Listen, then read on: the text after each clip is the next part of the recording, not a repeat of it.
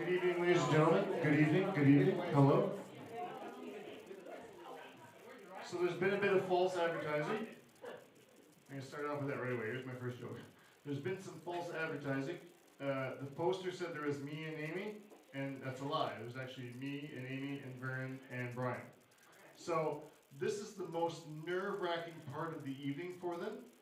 So I wanted to draw attention to it so you can all point at them and laugh. This is where we draw straws to see who goes first. They hate this part. It's not straws, those little wooden sticks. And I broke one. So guys, this is the short stick goes first. The medium stick goes second, and the long stick goes last. You good with that? I have a gig to warm up the crowd. Oh yeah? You want to go first? Oh yeah, I'm technically first, but like I don't get the luxury of drawing straws. All right, here we go. All right, Ladies first. all right, here we go. Ladies first. Lady first. Lady. What do you got? Not that one. Oh, you got live. Oh, very right. All right, here you go. Brian, you are first one. I'm in the middle. You're in the middle. But stay there, you're not first. I still gotta do my introductions. No. Probably. Oh, yeah. How's everybody doing tonight? Yoga? Yeah, you guys are all right? Wow, this is gonna be a good crowd, guys. This is fantastic. They're really lively. Hey, how's everybody doing tonight? I don't tell jokes. I just stand here and look intimidating. That's how I get your attention. I'm 6'5". I'm 200 and some odd pounds. All right. In all seriousness, welcome to the Dougtown Cafe. Here in Douglastown, located on the unceded territory of the Mi'kmaq people, known as Gaspé-Gawagi, the Gaspésie. Very privileged to be here tonight to talk about volunteers, to recognize them, maybe recruit them, and do it with a chuckle or two. Recognizing volunteers is an interesting concept because volunteers do the things that they do because it's fun and they like doing it. Like for example, I volunteer at a music festival because otherwise I'd never see any stage time, and the only way I can get stage time is to book myself. So that's why I volunteer at a music festival. Generally, volunteers, they do the things they like. If I for example, I volunteered as a football coach, the Carcajou, which kicked the crap out of the Griffon quite often. Do you guys know like Griffon? Not this show. It's a family show. For now. But I did. I volunteered as a football coach for 13 years because guess what? I like football. You wouldn't see me volunteering for knitting club. I'm not a knitter. I'm just saying. It's not my thing. You're not volunteering for football. I don't know. Yes. For every game. To watch, yes. So that's it. So I never volunteered for knitting club. I don't know if anybody here in this room anyway has seen my flexibility. I would not volunteer for a yoga class or to instruct it. But if I did, that would be what should be recognized, right? Those are the volunteers you want to recognize, the ones that are doing stuff that they absolutely are no good at, never wanted to do, and were voluntold to do. Like for me, I should be recognized for doing barn chores every weekend because I married into that, and it's not something I necessarily want to do, but I suppose by contract, marriage contract, I have to do barn chores. But emptying my pockets before putting my pants in the laundry, that is completely something I should be recognized for. Putting my plate in the dishwasher instead of the sink, cleaning the toilet, putting the seat down, or sometimes just sitting because it's easier, you know what I mean? Not even lifting the seat. Those things should be recognized. We're sitting there going, what's Douglas? We can do that as guys. We just choose not to half the time. Volunteers make the world go round. Often volunteering is to fill a personal void. You feel a sense of accomplishment by helping a team do something better for the community. I personally love volunteering at a music festival, waiting for this comedy thing we were talking in the car, because I get to see people step out of their element and do something they might not necessarily be comfortable doing, and all of a sudden they get that adrenaline rush to do something like play music or do comedy or whatever, and they get off the stage going, oh my god, that was awesome! And you just kind of feel good for offering that stage to make that happen. You can also volunteer because you love to work with animals, for example. So you go and give your time at an animal shelter or on a farm. Perhaps you love to eat meat and listening to fun music. So you maybe decide to volunteer for Ribfest and you go talk to Eric, right? Like that's something you could do. Or, for example, like I'm 45. I'm 45 years old. I like... Sorry. I'm 45 years old. I still like doing kids stuff. You know, like I like playing with Lego and whatever. I had kids to do that, but now they're older and they're like, Dad, aren't you a little older to play with Lego? So like, it might be fun to sign up and volunteer for something like, you know, with Vision, to do Bright Beginnings or some youth stuff to help them with their kids stuff, because then you can make a craft and be really crappy at it, but still be okay, because you're like, you know what? I dialed that down not to make the kids feel bad, you know? So that's my craft, but it's really... Also, I don't know if you've ever seen like the wellness centers and stuff. They do fun stuff, right? Like the seniors are doing amazing things, which doesn't seem to be available for 45-year-olds. So I would go volunteer there so I could do like indoor curling, military whist parties, and all that stuff. Because they don't do that at my age. It's not cool. I don't know. So to celebrate all of these selfish people, I mean volunteers, we thought about doing a little comedy show for you. And why comedy? You say, well, why not? It's a new thing. It's we did a storytelling night a couple months ago through Family Ties. New Carlisle, you know Family Ties? Yeah. Good. Good. One person knows what Family Ties is. Good. See their reach. Family Ties, you need to work on your reach. So they did a storytelling thing, and we had some funny stories that were told. And we thought, comedy night would be really cool. So Kaza came along and said, hey, we're going to do comedy night. Let's do comedy night. And they did a comedy night. And then continuing with that true English community tradition of stealing other people's stuff, Vision said, hey, let's have a comedy night for our volunteer night. And so here we are. And with only, you know, the GLC or maybe the school board left in the English community, I imagine there will be some comedy classes being taught throughout Eastern Shores in the coming days. But I totally agree that having comedy is something that's new. It's not something that's here on the coast very often. I used to go watch Yuck Yucks and all that stuff back home in Ontario all the time. It was something that was fun to go do on a Friday night. There's been nothing here on the coast when it comes to stand-up comedy, especially for the English community. The last time I was at an English or a comedy show in general was the last time I was at a town council meeting. I never said what council. Probably could apply to all of them. But in all honesty, we are new to comedy in the formal sense. I mean, I've played in bands where I just be ridiculous on stage, especially after a few drinks. And that seems to go over well. But actually to formally do it, it's not as easy as one would think. You gotta sort of think a little bit ahead. And I've been told I'm a natural because I just stand up here and look stupid, and that works well. Which I take as a compliment in this instance. But I'm new, and I had to do a bit of research on how to do stand-up comedy, or what we should be doing, figure out the approach to jokes and such. And I suppose that depends on your style, and I don't have a style, I don't think. I do have a tendency to cross the line. I don't, the shigwhacker's like, yeah, yes he does. Well, no, but sometimes crossing the line is not a good thing. I have a tendency to cross the line, which in a small community can get you in big trouble. And with that in mind, there will be no jokes about my wife or my family tonight, because she will kick my ass. Another thing you can do is pick on the community you're in, which when we did our open mic comedy night in Shigwag, it's really easy. Shigwag. But it's harder here in Douglastown. It's hard to pick on you guys. It's not because of lack of content. Because you're all really sensitive and kind of snotty about the whole thing, you know? Oh, no, seriously, come on. 2020, you remember the whole, like, poop on the beach stuff? You guys really took that seriously.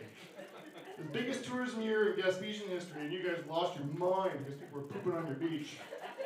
We had the same problem up the road, okay? We were just a little more resourceful. You know, we met those campers on the beach with coffee carafes and sold coffee. We made breakfast for them, the greasiest of breakfasts. The greasiest of breakfasts. You know, we supplied them that. We gave them a little bit of X-Lax and a map to haul them at beach. It was how we handled our problem. You just got to be a little more resourceful. Sorry, too soon? Another option for comedy is make fun of yourself, and for me that's really difficult because I'm from Ontario and I'm a little bit smarter than most of you. Generally. It's a disease. The doctor says it's a form of UCS. It's called Upper Canada Syndrome. It's difficult to live this way with such a big head. I had to install wider doors in my house, which when the guys brought the refrigerator, they're like, wow, did you guys install these doors for us? I'm like, it's for my head. So here's the thing about comedy as well. You never know what's going to come out of the comedians' mouths, okay? It's just going to be acceptable. You never know. You never know. Like, the comedians might go Dave Chappelle, Andrew Dice Clay on you, or they might keep it clean. You never know, and that's why when we did our first one in Shigawak, the first thing I said was basically check your ability to be offended at the door. I did say 18 plus when we went to Shigawak.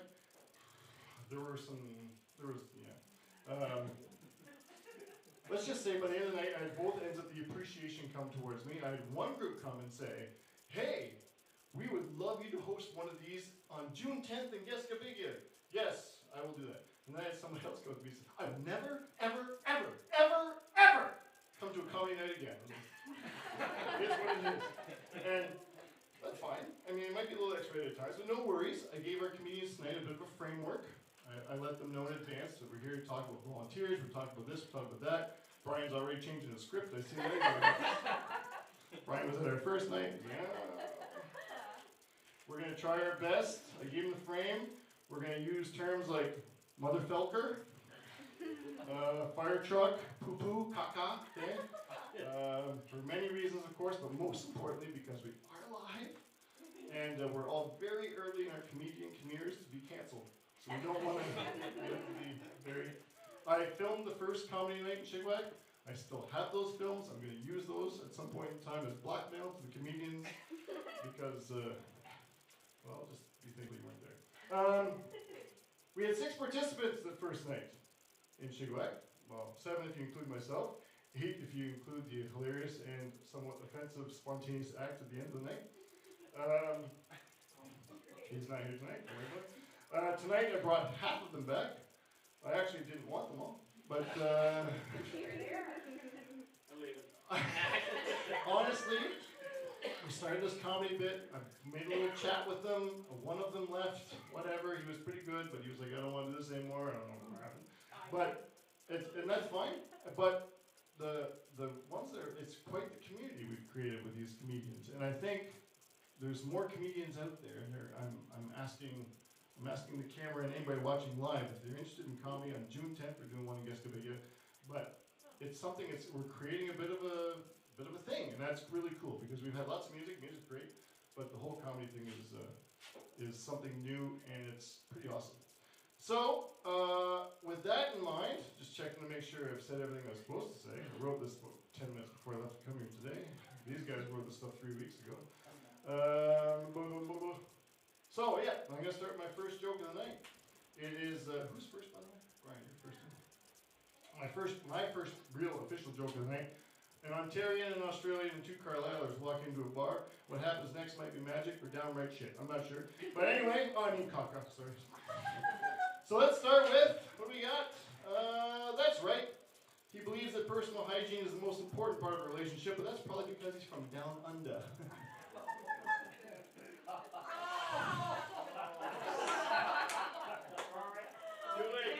I said it, but you guys went there. I was simply telling the truth about the fact that our next guest is from down under. It's a dingo! It's Brian Jackman.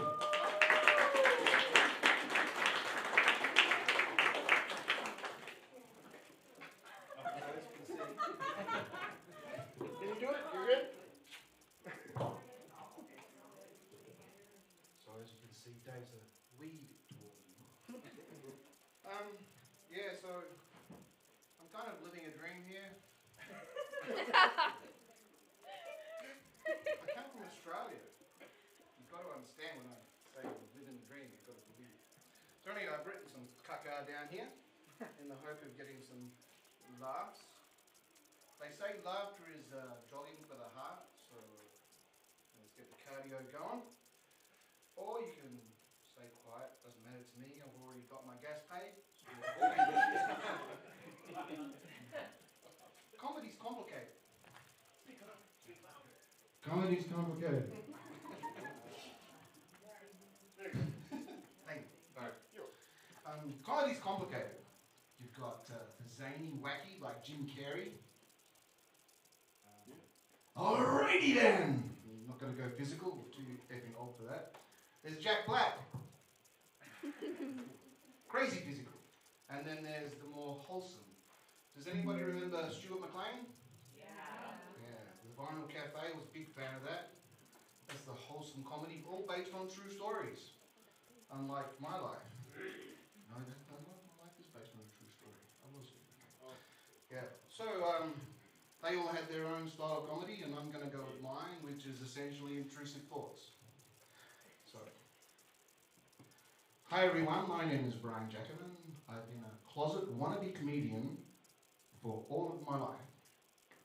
Not so much closet though, because I continue to annoy good and innocent people with the stupid caca I think is funny. I was born in 1965 in a town called Broken Hill, a mining town called Broken Hill, hence the name, very original thinking, in the state of New South Wales in Australia, back in 1965. So I am by no means a young punt. Okay. 57 years old, and I still irresponsibly fake Fortnite for way too much of my free time. But it's the dopamine dub, you know. Happens only once every 3,000 or 4,000 games, but that dopamine dub, when you get the Fortnite win, is something to be reckoned with. Not addictive at all.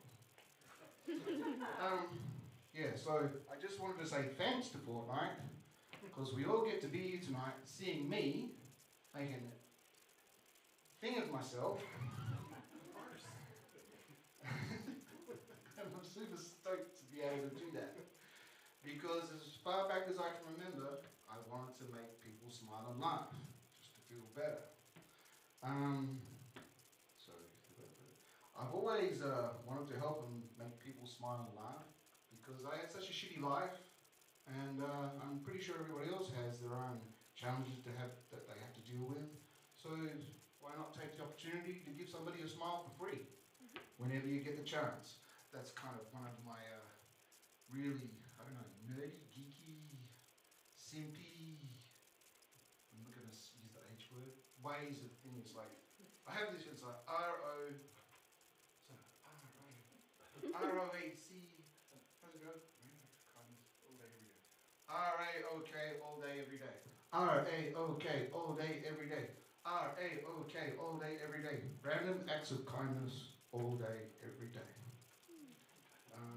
And it really annoys the shit out of assholes. Oh. It really annoys the caca out of buttheads. Yeah, and I mean, I think that's where I'm malicious. I'm maliciously kind, because when you're super helpful and friendly to everybody, people who have self-esteem issues really resent you. And I can't hold that against them. I'm not their parents. So, on to volunteering. I grew up in Australia, and that's just a huge nation of habitual volunteering.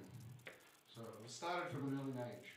I started with Cubs and Scouts. You guys familiar with Cubs and Scouts? Yeah. You know, dib, dob, dob, dob. It was great. I learned how to tie knots, make camps, fires, how to find wood, how to keep my socks true, and all the important stuff.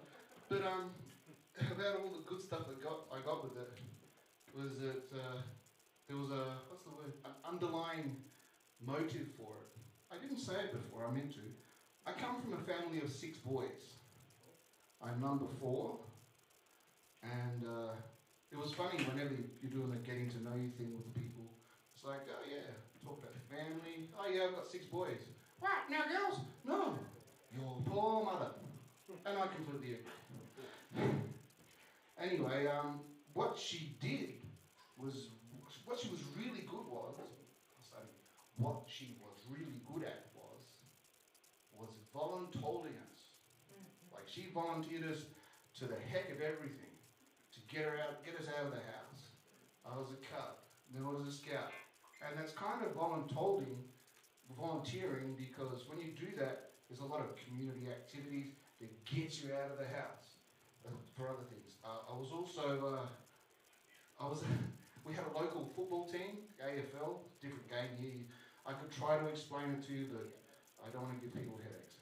Anyway, I was, with that football team, I had to go to all the practices, but I was always what they call the boundary umpire. I was the guy in the white t-shirt and white shorts, would run the boundary, and if the ball went over the line, I'd be like, blow the whistle, and it was a hand up. If it was like bounced over the line, and it was a hand over, it was out on the full, because it was out on the full, didn't bounce, it's a free kick for the other team, like you care. Anyway, so yeah, that was one of my volunteer things that I did. And the main reason why I was the boundary umpire was because, well, when I was in high school, you know, I was a bit unco. And my nickname was Willie, because I was kind of a bit unco, but I could lift heavy things kind of guy. And yeah, the reason they called me Willie was because it'd be like, Willie catch it, Willie kick it. So hence the reason why I was a boundary umpire for Australia rules football. Another thing was when I was a surf life saver. Now here they're called lifeguards, and I do believe they're paid.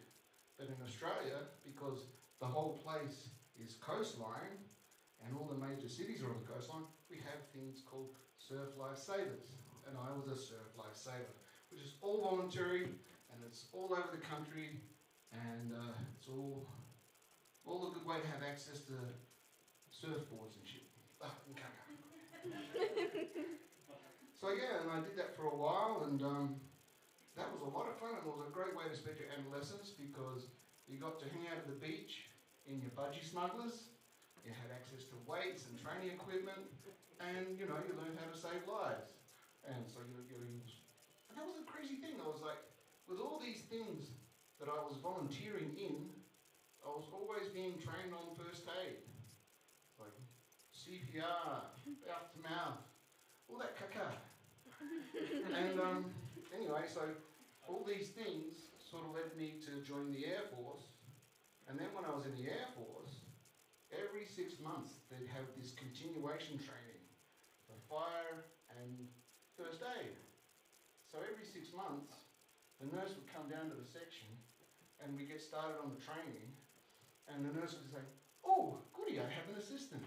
So instead of me learning the things, I was helping volunteering with the classes, so it was habitual volunteering. All that to say is, the fact that we even exist, like the fact that I get to stand here in front of all you wonderful people, it's literally, they did the math, and it's like 1 in trillions, 1 in 10 to the 1,300 millionth power, something silly like that. So yeah, we should just remember to be grateful for the fact that we actually do know that we have a heartbeat, and that we have people we love and care for, and we should be grateful to the universe and give back and volunteer. And I don't know what the time has gone on that, but I'm kind of done. So thank you for listening. And we'll move on to the next one.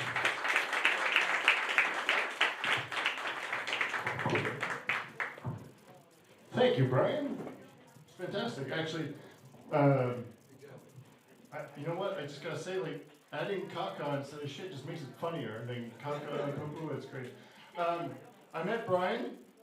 He was a volunteer. So if there's no other incentive to become a volunteer, you get to meet people like me from Ontario, right? You might learn something. People watching online right now, that guy is a dick. Anyway, I just want to say, I did meet Brian. He was a volunteer. He was actually, you were volunteering for SEDEC at the time. You were on like the little community board, and I started working for SEDEC, and he was one of our community board people. So Good times. good times were had by a few. Anyway, without further ado, I'm going to introduce the next act. She exchanged straws with her partner. She's one of the reasons we're here tonight. Her storytelling humor won her the funniest story for the Family Ties activity. And she only got second at Comedy Night because when it comes to the audience vote, it's all about how many friends you bring. And she didn't bring enough friends. Maybe she didn't have any, I'm not sure. Or Andrew, you brought too many. Anyway, she has a metal spine, thus making her Iron Woman. She's saved more than half the cats in New Carlisle, which has really affected the rat population in New Carlisle. Don't piss her off, or she might punch you in the knees. Let me get her stage. It's Amy Day.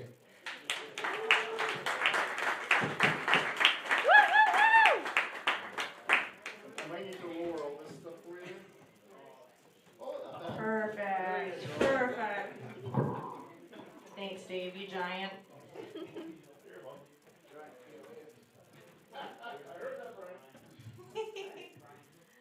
All right, so how are you all tonight? Everyone's good? Woo! Awesome. So I just want to start off by saying that by no means am I a professional comedian. Like Dave said, I've literally done one show before this, and somehow I'm here in front of all you people. So, all right. My name's Amy, and I'm from New Carlisle, me son. And, you know, small population, 1,500 people. You fart, dear, and everyone knows 10 seconds later. You can't keep nothing a secret there, dear. But anyway, I thought I'd get up here and tell you a little bit about what it's like to volunteer in New Carlisle. So, as a small town, small English community, there wasn't much. We had Family Ties and Casa. Thank God for them, dear, because God knows where we'd be without them. And I remember these things, like food drives, bottle drive, every sort of drive you can imagine, dear, they had. Needed a drive to the store, they had. No, I'm going to laugh during this with you guys, just so you know. So, and they were always held at the fire department. I still don't know why, but the fire department was the place to be, I guess, back then, dear. So, I remember it was like 6 in the morning, you know. My grandmother would drop me off at the fire department, and mind ya, she tied my scarf that tight, I thought my eyeballs were going to fall out of my sockets. But I can tell you, not one bit of cold was getting in there. No double pneumonia for me, that's for sure. So, 6 in the morning, my grandmother drops me off at the fire department. And I walk in, and now this is for a food drive. So we're collecting non-perishable food items, which is amazing, you know, awesome. And I remember there was like 12 big bins, totes, placed directly in front of the fire truck to fill the food in. And at 11, I thought to myself, well, what in the duck happens if there's a fire? And all these cans of Catelli sauce and ravioli is just hanging out in front of the fire truck. What happens then?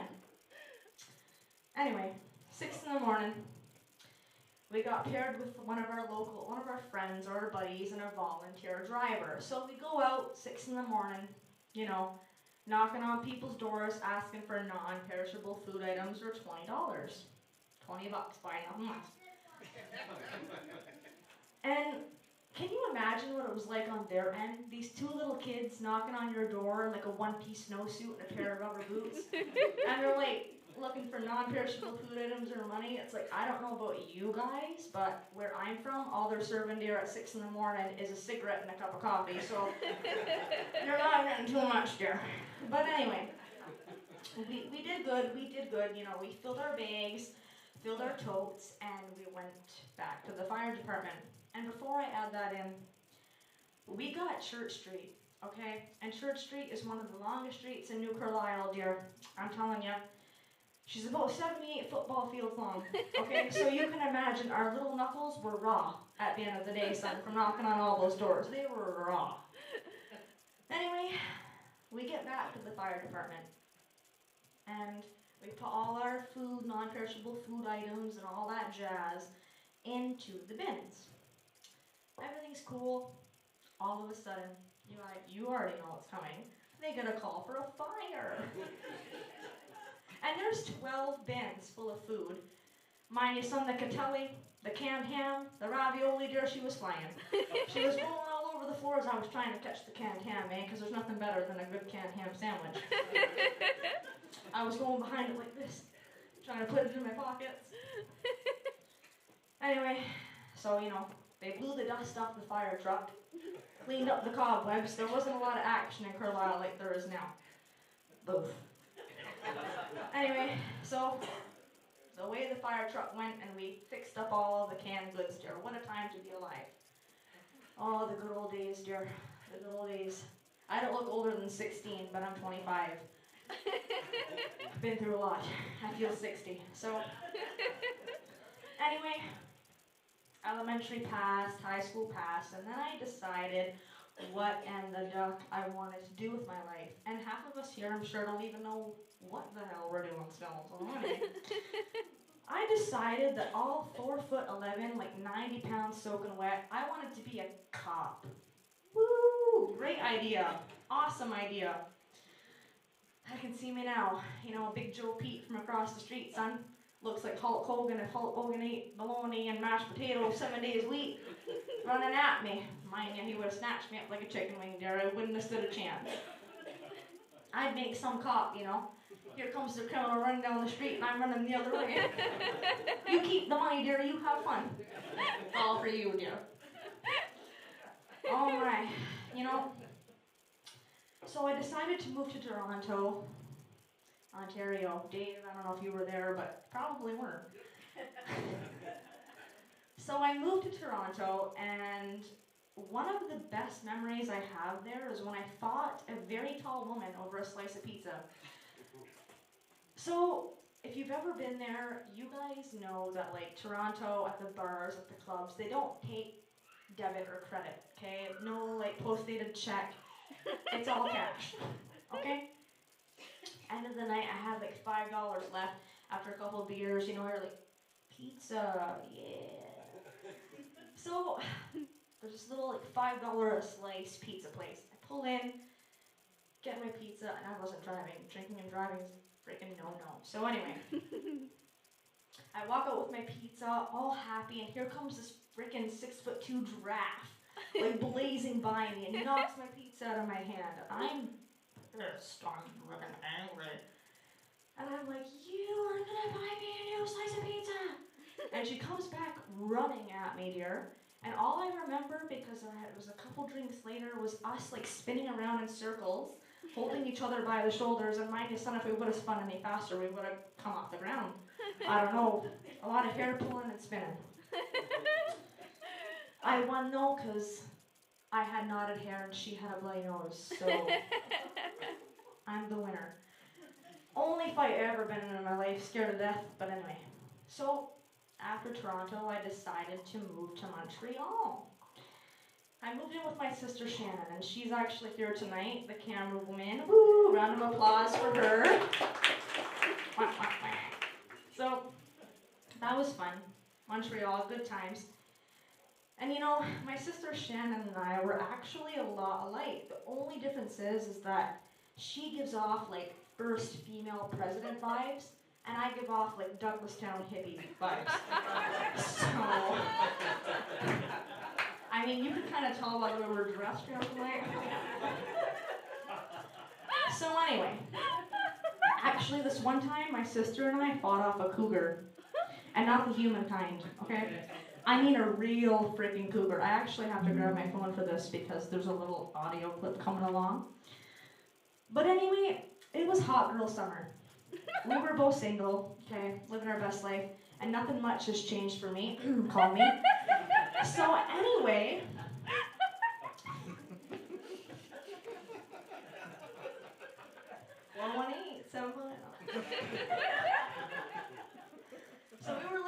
best single girl life, and we decided the best place to get it bumpin' was back at our grandfather's camp. Woo! Anyway, so we went back there, and we're like approaching, and like the windows are down. Like, I gotta pick up the sunshine. Like, just like jamming, you know. Brian, your laugh kills me. Making TikToks in the woods. Yeah, there we were making dances in the woods. It was the time of our lives. So we're pulling up to the woods, and all of a sudden we hear this loud meowing. But it was unlike any meowing we've heard before. Okay, it was like. It was fudged up. You're welcome. You're welcome. This is hard for me, Dave. I swear a lot, okay? Woo! PG! Yeah. Thank goodness all your kids are put away. She would have been a doozy. Anyway, so we get to the camp, loud meowing, okay, this like weird looking cat comes out. And like Dave said, we've saved a lot of cats, especially my sister and I. Like in the middle of a snowstorm, we rescued this freaking dog.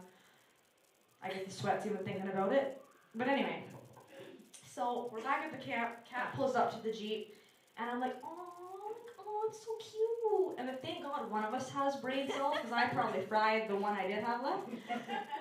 So she's like, maybe we shouldn't get out of the car. And I'm like, okay, let's just give it 5 minutes, okay?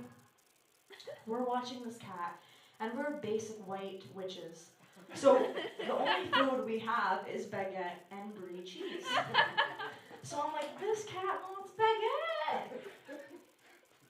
No, it wanted blood. It did not want baguette and brie cheese. It wanted our guts and blood. So it strolls off into the woods. Can you pass me my phone, please, dear? You gotta hook up to the. I think it's hooked up, is it not? Check it, just be sure. Because this is hilarious. You guys have to hear it. I can't show the video because it's way too embarrassing. But it looked different than a regular cat. Yeah, it looked different than a regular cat. It was large. It was like almost the size of a golden retriever. And it had like fur that looked like deer fur and a super long tail. Anyway, it scared the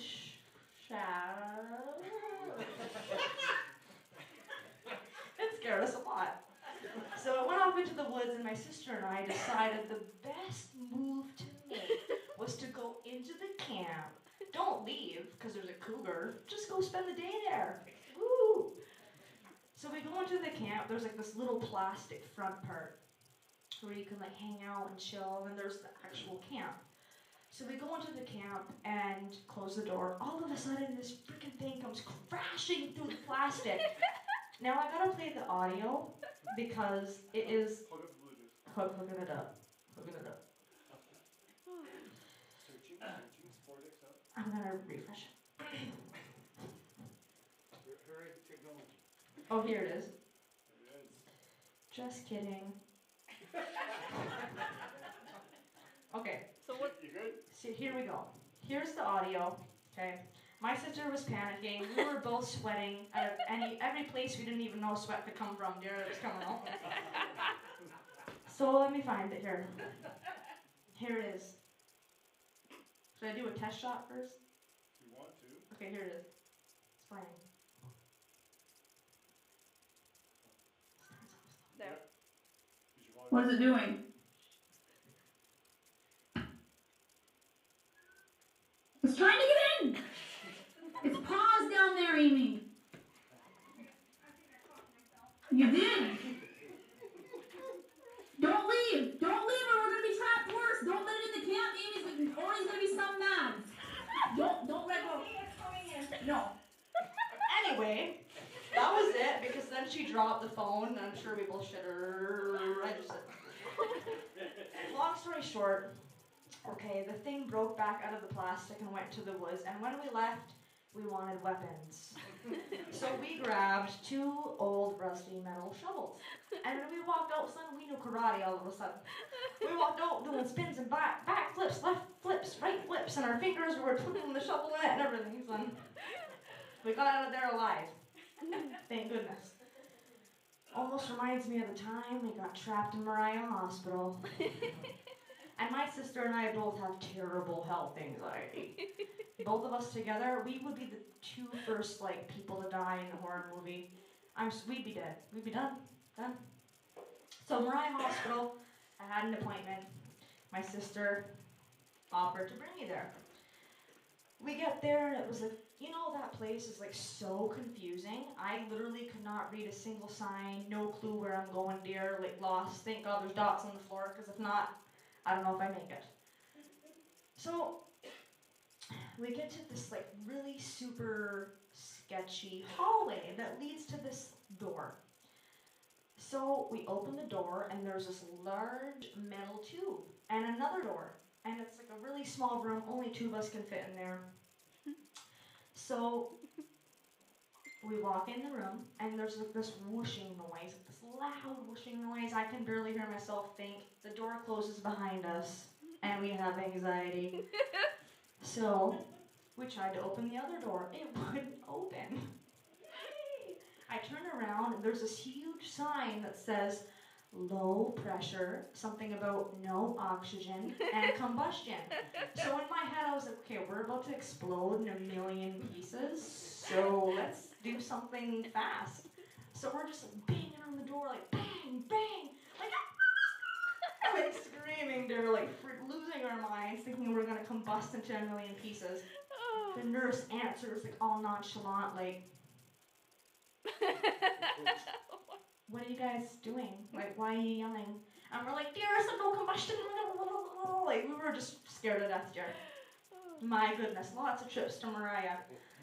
I'm going to end it on a good note.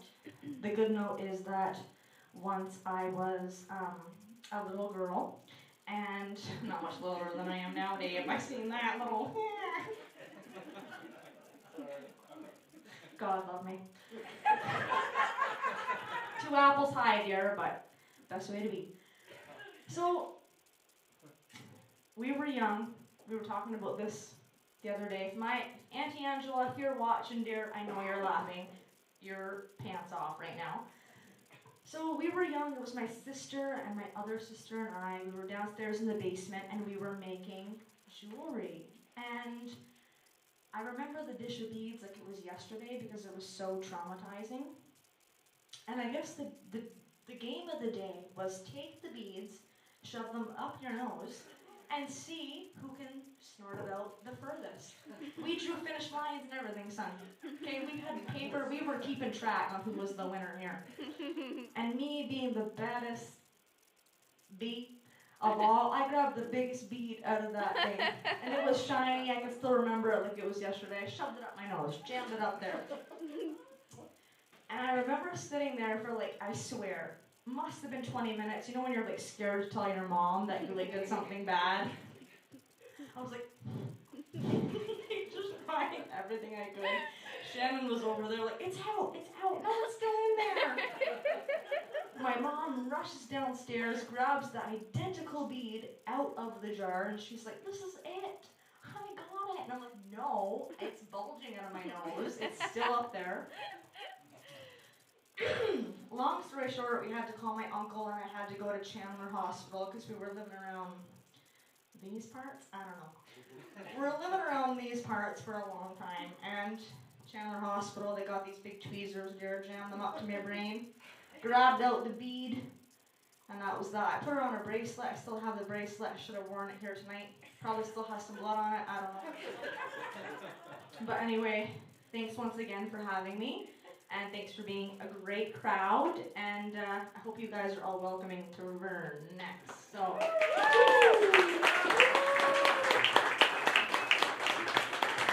good job, Amy.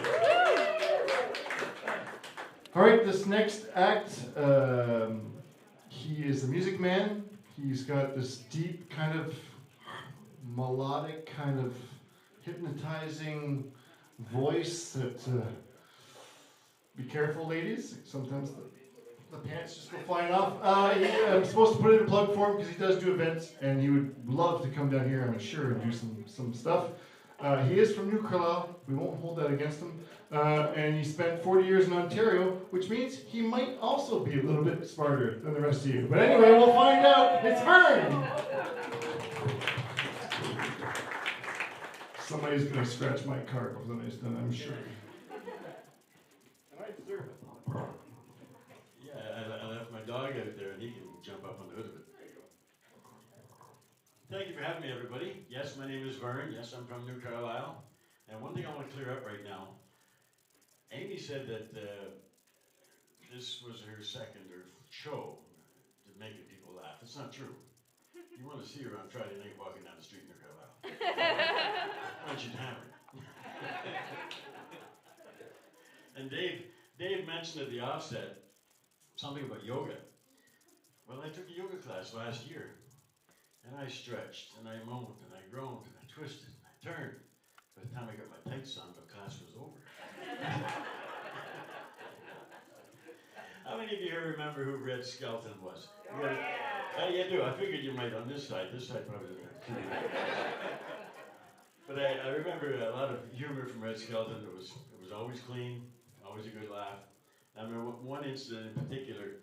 He came into a banquet dressed like Clem Hopper, as he used to be, with this funny old hat on. The guy at the MT stands up and he holds up a cigarette case.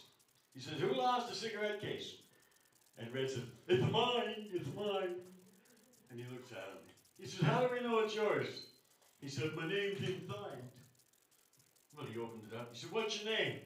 He said, "Thilber, Sterling Thilber."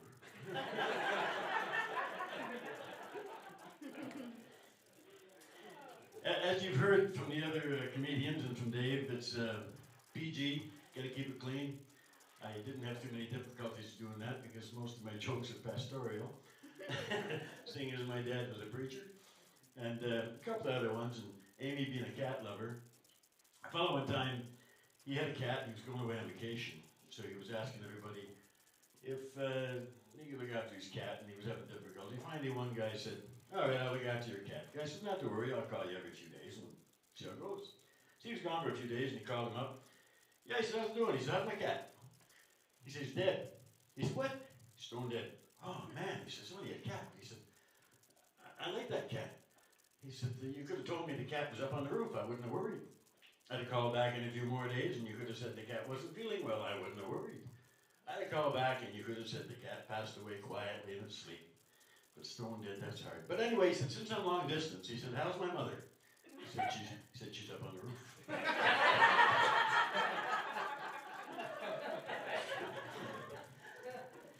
Anyway, this little guy one time, he was standing by a bus stop, and his mom was standing just off to the side, and this couple came by, and the fellow says to him, he says, "Hi, son." He says, "How are you today?" "I'm fine, sir." He said, "Thank you." "Oh," he said, "what a polite little boy you are." He said, "Would you happen to know where the post office is?"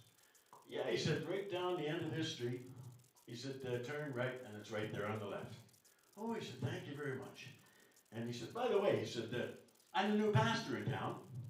He said, "Why don't you come to church on Sunday, and I'll show you the road to heaven." Kid said, "Are you kidding? You don't even know the way to the post office."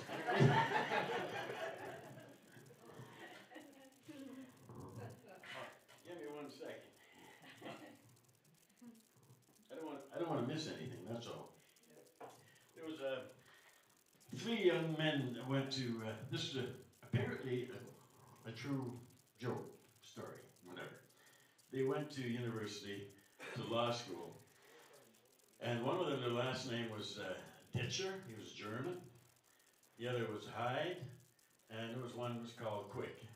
So they finished their university and they became lawyers, and they decided to open a law firm for family matters. So the name of their law firm was Ditcher, Quick, and Hyde.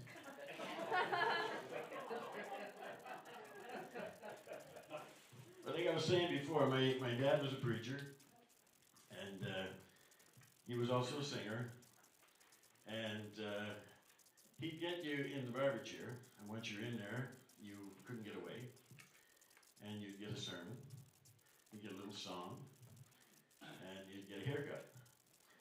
And for years, he charged 65 cents. It was a a guy came into town one day and he stopped in the local garage and he said, "We're gonna go get my haircut." Somebody piped up. He said, "Go up and see Jim Huntington." He said, "For 65 cents you get a haircut, a sermon, and a song." And he'd get you the barber. He also used to shave.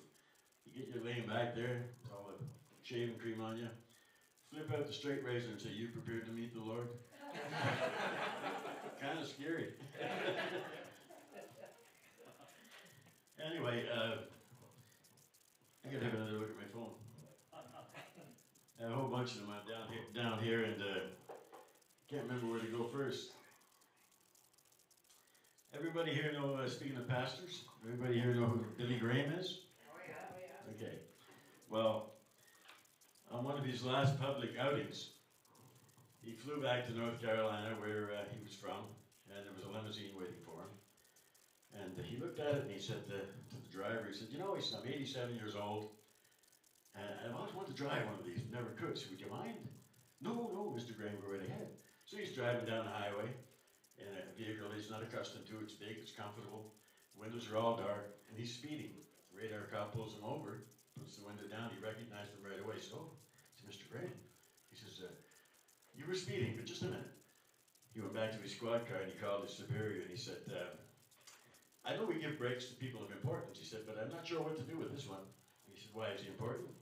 "Oh, yes," he said, "very important." He says, "The governor?" "No," he says, "not the governor, he's more important." He says, "He must be the president." No, he says, "He's way more important than that." He said, "Really?" He said, "Who is it then?" He said, "I can't see in the back." He said, "But I think it's Jesus." He said, "You got Billy Graham for a chauffeur."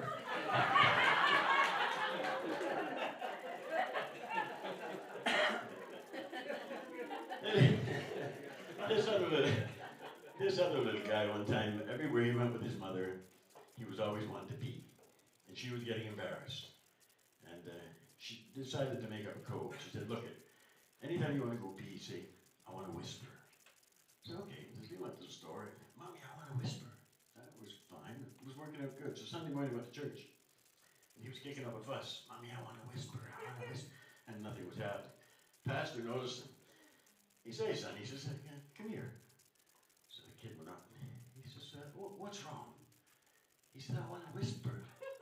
He said, "Whisper in my ear."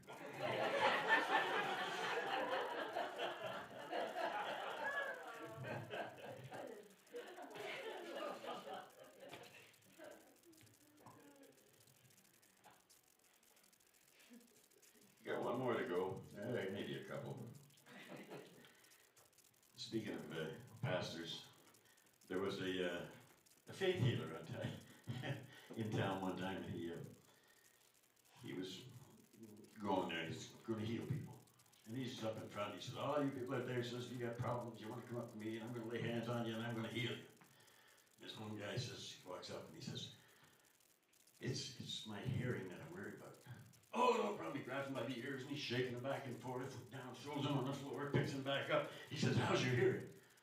He said, "I don't know." He said, "I only go pass through court next week."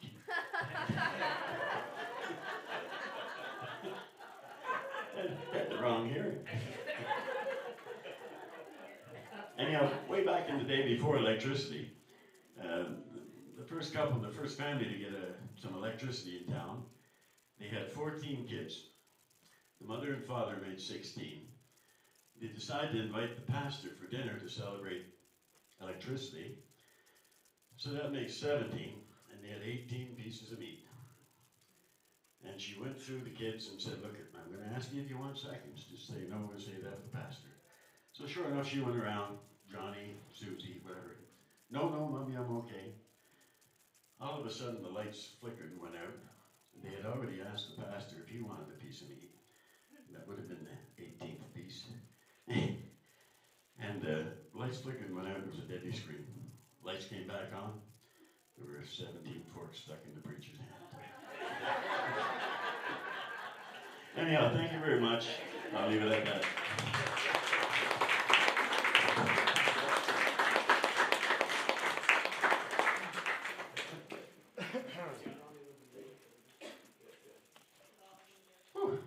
All right, well, hey guys, that was very good. Thank you. A big round of applause for our amateur comedians. I say I say amateur, but honestly, they have more experience than any other comedian on the coast right now because they've done 2 nights, so that's fantastic. And they're getting better. I tell you what, was much better than Shigwack. You guys were that good.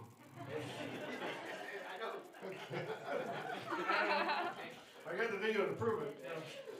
So I'm gonna change gears a little bit here while Emma sort of gets herself ready. I'm gonna talk very much about volunteering. So it's a personal story. There's some humor in it, but it's just a true story that I want to tell. I moved here to the coast in 2003, which is 20 years ago, which seems crazy because it doesn't seem like it's been that long. I knew next to no one when I moved here. I started out by volunteering at the radio station in Gaskabigit because my dad listened to country music. Everybody, well, no, I wouldn't say it. My dad listened to country music. I came to the coast and everybody was listening to country music, and I was sick to my stomach because I don't like country music. I've come to appreciate. I knew that'd go over well. No, but I didn't know who Merle was or Waylon, or I knew Willie. Who doesn't know Willie? But I didn't know some of these guys, and within a year I was playing them on stage. So I've come to appreciate them. But my father and I used to. I was like Metallica. He was like Johnny Cash. I was like, anyway. So I went to Gaskabigit and went on the radio station because I always wanted to be in the radio, and it was volunteer. And I didn't have to have any credentials, so I went there and I did Big Dave's rock show. And honestly, it was the best way. It was, like you said, it was volunteer. It was the best way to get people to know me and for me to get to know people. And they might not have known what I looked like, but they did know who Big Dave's voice was, the Big Dave's rock show. And then I found out that there was this event being held to showcase English employment opportunities in Mariah. And then I should go because I didn't have a job. I just moved here. So Kaza was there, the spec was there, and some ridiculous looking fella dressed up like a loyalist from the Gaspesian British Heritage Village. And I thought to myself, dude, I'm from Niagara Lake. I know what loyalists look like. What are you doing? But anyway, I was like, okay, so we got chit-chatting, and his name was Walter Willett. I don't know if you guys know who Walter is. He was a village guy there for a while. Not the village people, he was a village guy. And anyway, we started chit-chatting. Yeah. And he said, he was talking about this football team that they were trying to launch in Richmond. And he said, do you know anything about football? I don't know what gave it away, but I did. Maybe it was the physique, maybe, I don't know. But anyway, I was like, yeah, I do. And he's like, do you want to come help us coach? I was like, yes. Like, what a great way to get to know people, to go volunteer and coach. And so I did, and we were an awesome football team, and it didn't take, I know I saw that, I don't know if we're going to have a bonfire afterwards or not, but I see what the fire starter is. Anyway, it didn't take long before I realized that my involvement with the football team and radio was interfering with that other part of life, job, and I didn't have one, and all this volunteer commitment was taking away from the fact that I should probably be looking for a job. So I declared to Luke Bernier, who was the head coach at the time, trying to help launch the team, who was also a cop. It's always good to have friends that are cops, just saying, I learned that right away. So if you can volunteer with an organization that has cops there, it's great. I don't know how many times I've been pulled over. I don't know how many times I was pulled over saying, oh, hey, coach, have a good day. Thanks very much. Anyway, that's never happened. Anyway, I declared to him, I said, look, I gotta find a job. Like, I got nothing right now. I'm selling hot dogs at a barbecue, on a George Foreman grill at the bar Cat Rue, doing karaoke on a Friday night. I really feel like I'm selling myself. I'd like to have a real job and not just make this. And he said, come with me. I'm going to take you to the school in Bonaventure, the high school in Bonaventure. I'll introduce you to the directeur, Serge Pelletier, on the French side. Maybe you can do some supply teaching. I was like, okay. And so we went to the school, and of course, at the time, Bonaventure School was French on one side and English on the other. So we went and met Serge, and he's like, what's your teaching credentials? I'm like, I got nothing. But anyway, I'm happy to supply teach. I could talk in front of a crowd, even if they're 15, 16, doesn't matter to me. He's like, perfect. So we did something there, and then we went over to the English side, and that's where I met Donna Bisson. I don't know if any of you know Donna Bisson. She was the principal on Bonaventure Polyglot at the time. And I went in, and Luke introduced me to her and said, if you need a supply teacher, there's Dave. Dave also does DJ work. And then she was like, oh, really? This was like March. Oh, really? I need to introduce you to prom committee. So I was like, okay. So I went down and met this group of people sitting around there doing some crafts and stuff, trying to decor for prom. They're like, do you want to DJ our prom? I'm like, sure, why not, right? Like, it sounds like a plan. I get my foot in the door. So the next day, I'm called by Serge to come and teach English to the French side, which is like perfect Ontario English boy. That fits my agenda. I can do this. Now, the secondary fives that I taught, they were typical secondary fives. That's where I learned what the word fourré means. I didn't know it at the time. They certainly let me know. It was one of those alphabet games on the wall. I'm like, put the letters up on the chalkboard. I'm like, come write an English word up here for the letter D. And they're like, oh, okay. And they like write something. And then I put F, and they're all like, oh, fourré. I'm like, I don't know what that is, but it's not English. Like, hee hee hee hee. Like, I fourré, you fourré. Like, oh, stop. Anyway, I learned later on that it means something about eating. Anyway, so I got home from supply teaching that day from the French side, and there was a message on the machine I picked up. It was Donna Bisson saying that she wanted to talk to me because she had a job for me on the English side. I was like, oh, I'm committed to the French side for a couple more days. So I called her up, and she's like, look, there's somebody going out on sick leave. Would you mind taking this job for the rest of the year? I'm like, yes, that's a little more secure than from here to there. What am I doing? She's like, you're going to be teaching art. I'm like, yes, I do art. Anybody can do art, right? It's like crafts and mucilage and stuff like that. And what else? And she's like, in French remediation. I'm like, yeah, the English guy from Ontario is going to teach French remediation. And that's when I realized that maybe Eastern Shores was doing comedy. Anyway, so there it was. I was teaching French remediation on the English side. And understand that when I was 20-ish, 19-ish, whatever it was, I don't know. My ex-girlfriend back in Ontario had come up to me one night and said, hey, you know what would be fun? I was like, sure, what's fun? I like having fun. She's like, let's go take a sign language course at the local college. I was thinking lace and tassels, but yeah, if you want to do sign language, let's go do sign language. So we went and we took a sign language course, and because I knew all kinds of deaf people, this was going to be very helpful in my life. We did the course. I was that good boyfriend that did the thing, and then I broke up with her and moved here, right? So here I was. I'm standing in Bonaventure Polyglot School. It's getting into June. I don't know what's going on next year. I think I've done a good job teaching French to English kids. Shane Show, tout garni, all that kind of thing, you know? That's what it is, right? Actually, as a sidebar to that, that was actually one of my first experiences. I was at the canteen at Taylor's Point in New Richmond, and I was like my third day here or whatever, and I was hungry and wanted an all-dressed hot dog. So I went up to the thing, and I didn't know, I just knew they had hot dogs. So I was like, hey, est-ce que je peux avoir, or no, I think it was a little more. Est-ce que je peux avoir un Shane Show tout garni? And she was like, je comprends pas. Like, un Shane Show tout garni. And she's like, it's wearing a hot dog all dressed. I'm like, oh, you speak English. And it's, quoi? Qu'est-ce que tu dis? I'm so confused. Anyway, that was my Ontario French, the Shane Show tout garni. Anyway, so, where was I? Was I good? Yeah, okay, so I learned sign language, yeah. And so there I am coming into June. And Donna Bisson meets in the stairwell, actually. And Donna Bisson, she says, I don't know what to do. I said, what's that? She says, well, do you know anybody that knows sign language? Because we have a deaf kid coming into high school next year that needs a TA to follow him around for the next 4 or 5 years. I'm like, as a matter of fact, just so happens I do. And she's like, what? I'm like, yeah, no, this is serious. I actually know sign language. So I mean, it was kind of fake. It was kind of cool, but anyway. It worked out well because then, the next year I show up and I'm with this deaf child relearning all these things in secondary 3 and 4 that I'd forgotten about and never used again, but I had to relearn them so I could sign them, and I really didn't know that much sign language. And neither did he, actually. We just charaded to each other. It's perfect. But now, so all this, so like I got this full-time gig, and this was all thanks to volunteering, right? Because I got the football, and they introduced me to school, and then I ended up with this full-time job. And lucky for you, because I'm still here today, thanks to that. Why are you laughing? Anyway, Now to take it one step further, at the end of the year, no, wait, I already did that part. Yeah, I did that part. That year, this year I'm working, this absolutely stunning woman came into the school that I was just like, ugh, right?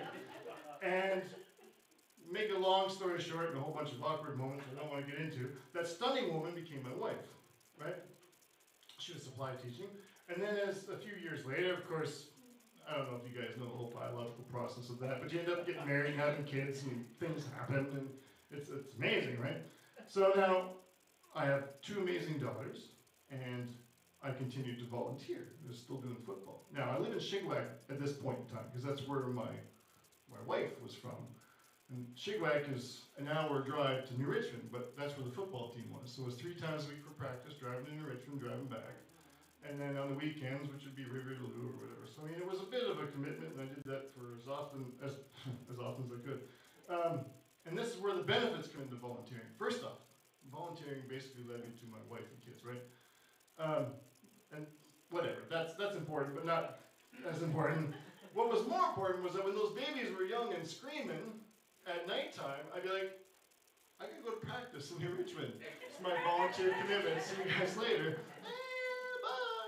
Right? And then on the weekend, it's like, oh, I think the kids have gastro, there's diarrhea. I'm like, I got a game in Riverloo, see you later. You know, volunteer commitments get you out of a lot of situations, you know, right? And there did come a point, though, at some point in time where things got crazy for her, and I can understand that, I suppose. It was a little hard on her and all this looking after 2 young kids and all that. And she looked at me and she said, do you think maybe it's time to give up football?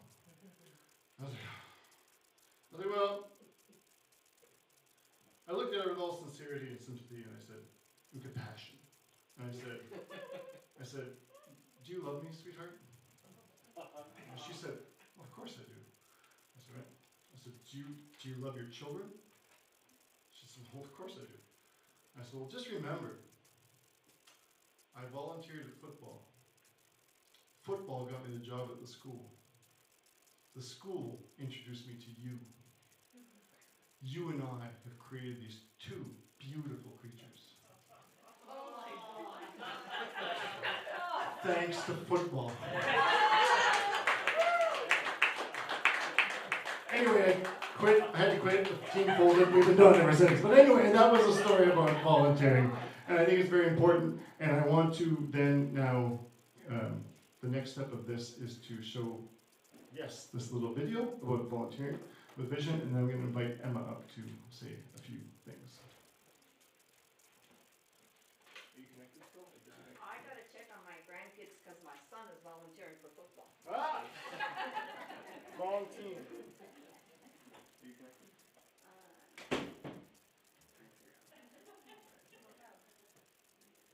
There you go. Break stuff.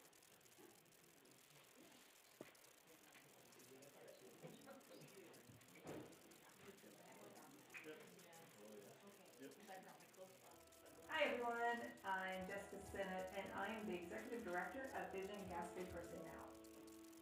Vision has been working for the English-speaking community for almost 20 years now, and throughout those 20 years we have had a dedicated board of directors who are made up entirely of volunteers.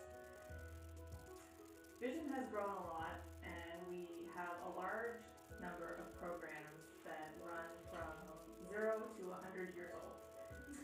Vision has a wide range of programming that we've developed over the past 20 years, and it covers a large number of topics and themes such as arts and culture, heritage, seniors programming, early childhood. We work closely with our health partners and our education partners.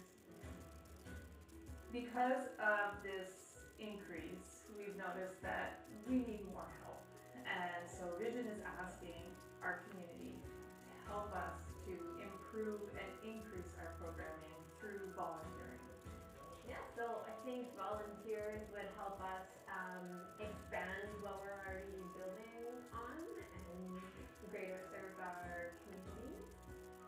Knowing that I can depend on someone to help, it makes it a lot less stressful on me, being the coordinator.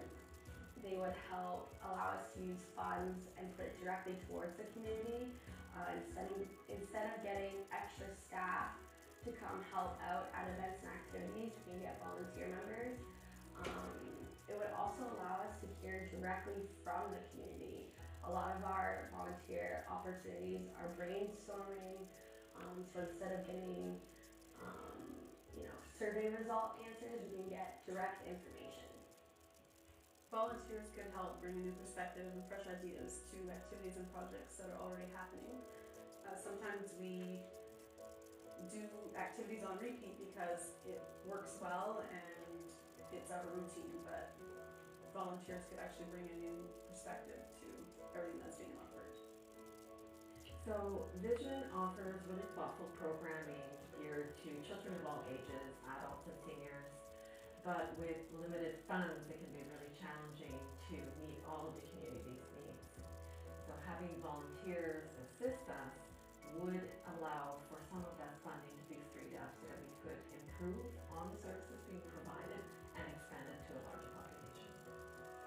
I think the possibilities are endless when we have people wanting to work together and help each other out. So I feel with more volunteers, we could have more activities, not limit the number of people that would attend the activities. So I think volunteering really gives people a sense of purpose, especially if they've had a major change in their life, like a retirement or the loss of a spouse. It gives them an opportunity to socialize, really connect within the community, and reintegrate into a new normal for them. I ask you to go and check out our website. We have a section dedicated to our volunteer program. On the database, you will see a list of the various opportunities that are available to volunteers within our organization.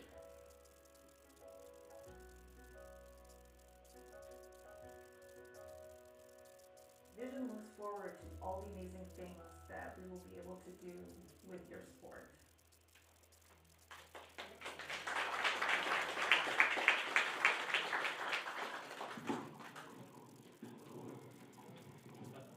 I don't really like talking in microphones. Our next comedy act.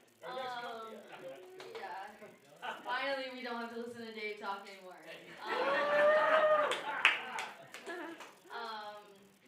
So yeah, I'm here to not be the comedy part. I would say I'm pretty funny, but that's not my job right now. It's not what I'm getting paid for. So I'm here to actually talk about the database. So what we've been trying to do is get everybody kind of signed up.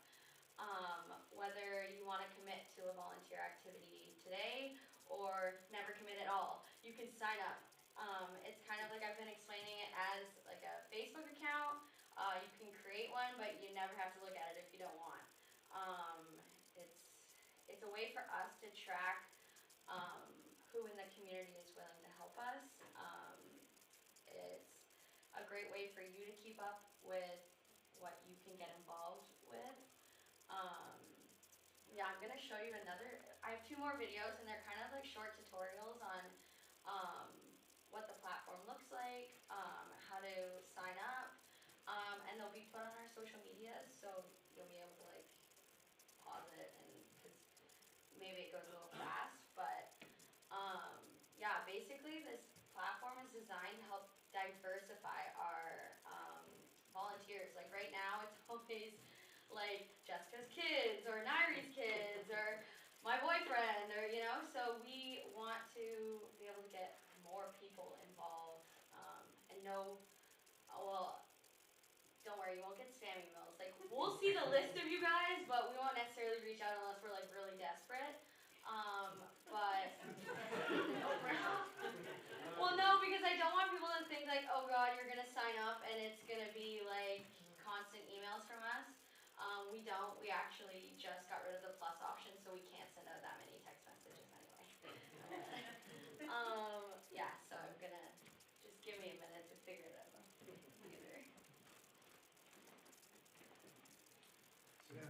And when the videos are done too, actually Eric wants to take a moment on the mic just to talk about Ribfest, if that's okay.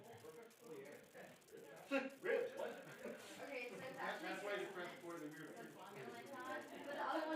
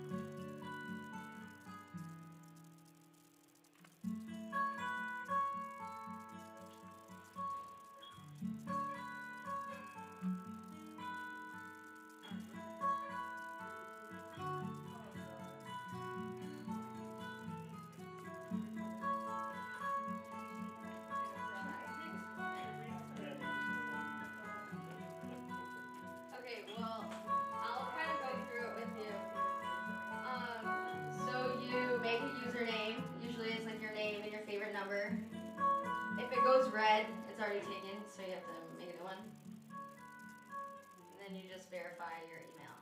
And you have to click that little box so that we're not like liable or anything. That's your contract. She said she wasn't gonna make jokes. That wasn't a joke. Yeah, so take a minute, read it, you know. Put out my glasses. Yeah, it's really small. But if you don't follow our Facebook page, do it because it'll be posted on there. And then you just fill out your contact information. Well, you put your password first, and you have to like make sure it meets all the criteria. So it's gonna go through it. But basically, this is so that if we need to text you that your shift has changed, or email you happy birthday, or what else is on there? Oh, send you like a greeting card or something. We have all your information. This platform is really cool because that means we don't have to go out searching or keep any other information somewhere else. We have it all on our database.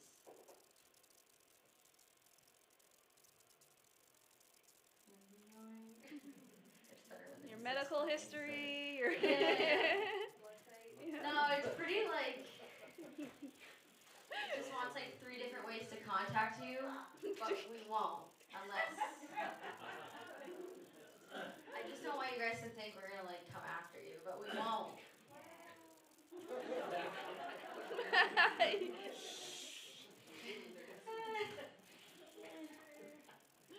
Oh, we do need your birthday. Yeah. Right. No, we actually do. Okay, and then the next part is the application form. So you don't have to do this right away. Your account will be created so that on the main page, instead of like making a new account, you sign into your account. But to actually like register for volunteer activities, you do have to have an application. And the application is like your general availability. Obviously, like sometimes that's hard to know, but like you're gonna sign up for things. It's not us making you sign up stuff. And then you can volunteer like based right on your interests. So you can like pick. There's 9 different interests that we have right now, and then we might add some. And then you just answer those 4 questions. It's basically like, are you fluent in both languages? Doesn't matter if you are. Are you over 18? It's just for like some things we might need you to be over 18. And then if you have a valid driver's license, I don't know why we asked that, we just do. It's helpful. Yeah. Yeah, well, like you need a car here to drive around, so. Criminal record. We don't check your criminal records, so. You're good. Well, the perks of being in a small town is that we'll likely know who you are. So,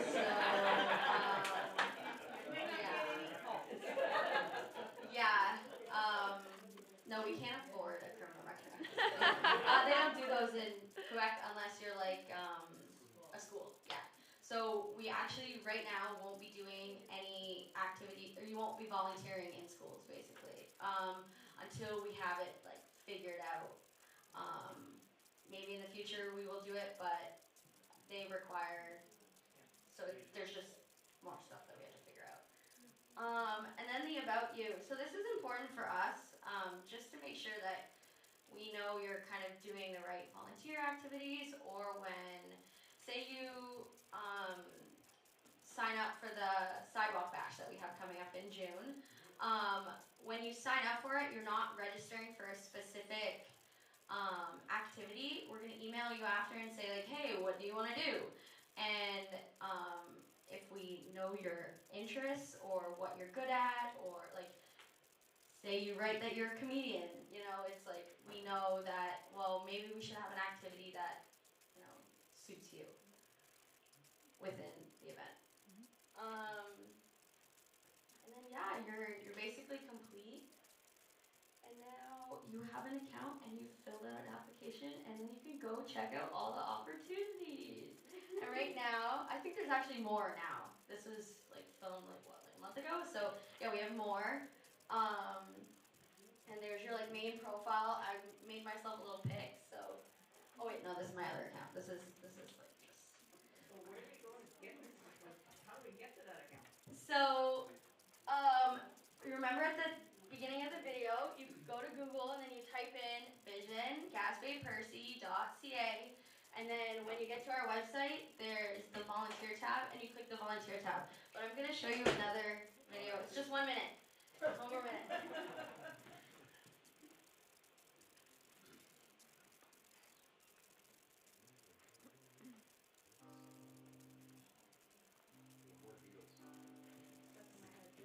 Okay, so it's just, this one is like how to actually register for the account. So you've already created everything. See, you're at the website, you click the volunteer tab,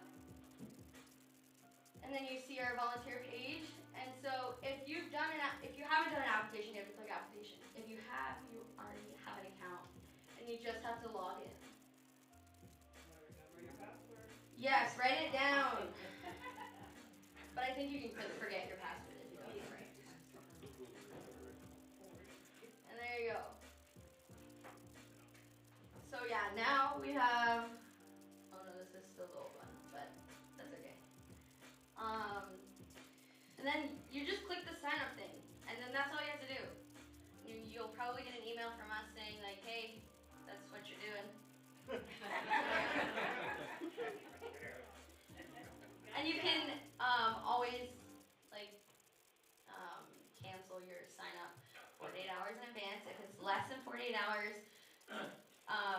please contact us because we might be expecting help and then we might not get it, so that would be unfortunate. But yeah, okay. We're gonna do a draw now. Oh, wow. Okay.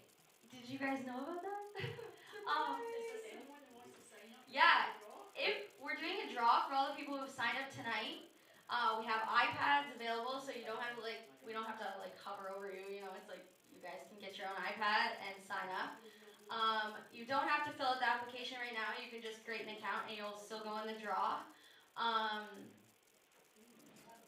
We're raffling off 3 bags that have it's like a reusable sack with our logo, and then a t-shirt with our logo, and there's a $10 Tim's card in it, a water bottle, and some other merch. But we just got our new logo merch, so we're like, yeah. Just for the people that are here, right? Yes. So we're just raffling off for the people who signed up tonight.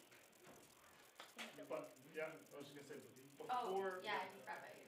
Yeah, we forgot about you. No, but actually, can you say a few words before? Oh, yeah. Yeah. Ribfest! You're Ribfest! Woo-hoo! Ow, ow! Ow, ow! Who doesn't like meat? Well, some do. But we do like them also. Yeah. Okay. Well, thank you first of all for having me here. It's a really nice event. Love the shirt. Thank you. It's an old timer shirt. Awesome. My name is Eric Arsenault. I've been in Gaspé since 2003. Some of you might have seen me at Sports Expert or many other places. But right now I'm here for the Lions Club and the Ribfest. I'm vice president of the Ribfest and the Lions Club. And like you, we are a non-profit organization, and we like to help people a lot. And first of all, thank you for the night. It's very courageous of you to stand up and entertain us like that. And thank you guys for being here, because you guys, when you volunteer, it takes courage to meet people that you don't know and help them out and do things that you're not really comfortable with all the time, but you do it, and thank you a lot for that. We appreciate that in the French community, because we can see the English community doing really better than the French community and helping each other. And I can say it because I'm French, and it's not a joke. I've been raised in the army, and we know what community is, and you guys really have it. And I'm here tonight to get a little bit of that, to come to work with us if you want. There's going to be a Ribfest in Gaspé. It's going to be the first year. It's going to be really big. If you want to look it up on Google or on Facebook, Ribfest is all over the country. They got trucks going everywhere. It's 53 footers of barbecue stations. We're gonna have 4 of them coming from the West, the United States and all that. They do also have a vegan option if you don't eat meat, so you can come anyways. We're gonna sell beer, so that's also very good. But for all of that to work, we want to keep the festival very like a community event and for all the families, so we want to keep it clean. It's going to be from 10 a.m. to 10 p.m. We need people like you guys, not to like do dirty stuff, but we need people to greet and meet people and make sure that the spots are clean and stuff like that, and just to keep the festival fun. We're going to have guys like Dave to make sure you're entertained. He's going to come and sing. They're going to be with his band. It's going to be Friday night. It's going to be awesome. But we need guys and girls to come and help us out, just to help the community, because 100% of the money that's going to be raised in this weekend is coming back in Gaspé, in organisms like yours. Where I'm coming at too, Vision Gaspé is a non-profit organization. If people want to come and give time to the Rib Fest will give back to the organization of your choice. So for every 4 hours of volunteering work, we're going to give back $50 to the organization of your choice. So it's a good fundraiser. If anybody from Vision or any other organization know people that want fundraising, it's pretty hard because when you go in the industries or commerce, they're all asked everywhere. They don't have any money to give, you know, and it's hard to get money. But with this Rib Fest, we're waiting to have about 10 to 15,000 people in Gaspé in this weekend, and that is the first year. It's the 21st, 22nd, and 23rd of July. First weekend of the construction. It's going to be a lot of people, it's going to be a lot of fun, it's going to be good music, good food, and most of that, it's going to be fun to be there if people participate, and we would like to have people like you to come and help us if you're not. And if you don't come to the Rib Fest, there's always room in the Lions Club to come and help, because I've just signed up for Vision Gaspé, and I will be happy to come and help on all your activities that will be asked for. And it's fun to do, and I discovered a lot of new people, and I've discovered new friends here. I said to somebody, Gaspé is special. It's all little circles. People in Gaspé Center don't come to Douglastown, they don't go to Fox River. But if we can change that, and get people from Douglastown to come to Gaspé activities, and Gaspé people to come to Douglastown activities, everybody will have more fun and all better. So it's going to be a bigger community and more inclusion for the English people, because I hate the English people. Yeah, we're all right. But not all the French. We're not all as intelligent as Dave saying that we can like everything. No, but honestly, we need more of English and French working together for the community. And I would love to see you guys more. And I would like for the Lions Club to be more invited to your activities. We will help. We will give a hand. We will be happy to be there. So hope to see you. If you want more information, I'll be in the back. We can leave your name, but if you want to do it for Envision, they can call us and tell us we have 10 people that will come in our name. We'll set your job. Just a quick question. Where is the Rib Fest? The Rib Fest is going to be located just behind the Couche-Tard on the Alta Routière there. So it's going to be a family zone. There's going to be kiosks and all that. But from 10 to 10, family activities, family fun. We expect to see you there. And I'm from Bonaventure, so I know you go. I know you'll come. Thank you very much. I was ready to volunteer for Eric, but then you said you wouldn't ask us to do anything dirty. And I thought, well, what's the fun in that? So. Oh, we got a job for you. Oh, nice. All right, listen, that's it for us.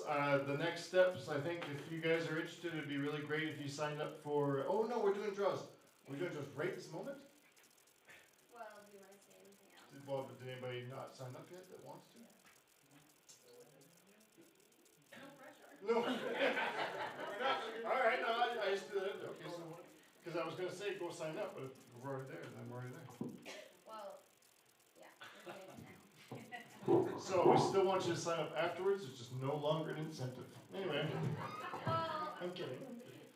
you might get T-shirts. Okay. Depends how many volunteers. Do we get a smile? He wants a smile. Yeah.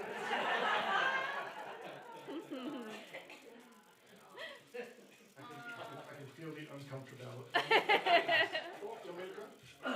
You want to draw? Do you want to get somebody to volunteer? Yeah. Can we get a volunteer to do the drawing? Oh, okay, Rory, come here. Yeah, there you go.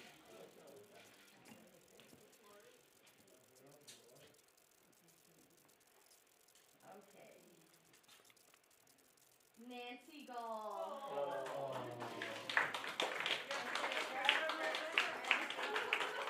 Doesn't matter, I'm going to school. Anymore. Yeah. Okay, but there's Are you picking which one's the best? Yeah, No, I'm looking at the size. The opposite. Oh, the sizes. Yeah, like these are really big Are ones. you judging me? No, There's I just judging think going on. the bigger ones look extra large. No.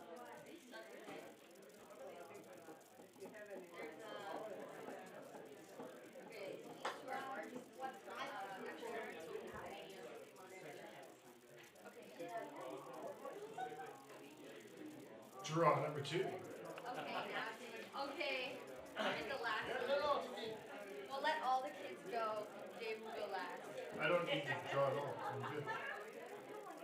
Kevin Patterson. Okay, you guys bring it over there. Do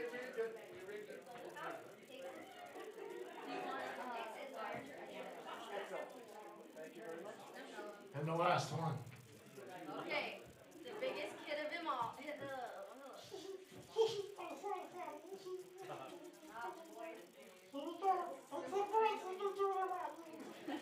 Like what kid sounds like that? I've never heard a kid that sounds like that. Hannah Patterson. Oh! Hannah Patterson. Hannah. Do you think that she wants a big t-shirt? It's a large, so I figure she wants a t-shirt size. Yeah. Okay, can I just say one more thing? Say your final words. Thank you so much, everybody. Yeah, thank you everybody for coming. This was a great turnout. I think we got 8 volunteer applications, so I'm very happy with that. Yeah, it's not bad. And you guys are all from far away, so we can't force you to sign up. Yeah, I'm gonna talk about it. Don't worry, Jess. Jess is like panicking in the back. I was leading up to it, Jess. So we have the Sidewalk Bash coming up. It's our annual Sidewalk Bash, our 2nd year in a row. It's at the Berceau, like downtown, the like birthplace of Canada. It starts at 11, yeah, and goes till 2.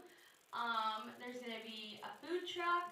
There's going to be games. Oh, it's the Lions Club. Oh, okay. So yeah, they'll be there.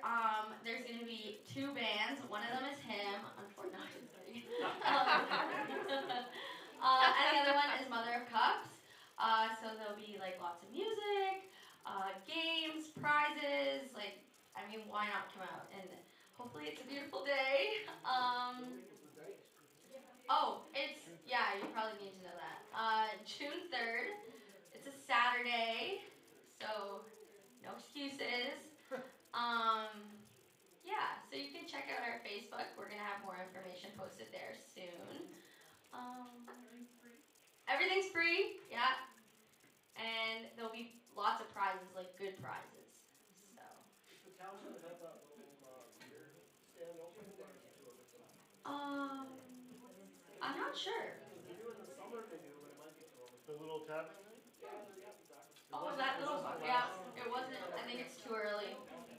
Oh, yeah. Oh, Yeah. who picked that date? Oh. Yeah. You have responsibilities, dude. I know. Yeah.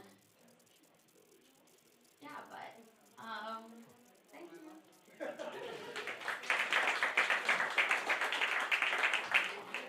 And with that, have a good night, everybody. Thanks for coming. Thank you. Thank you guys for watching online.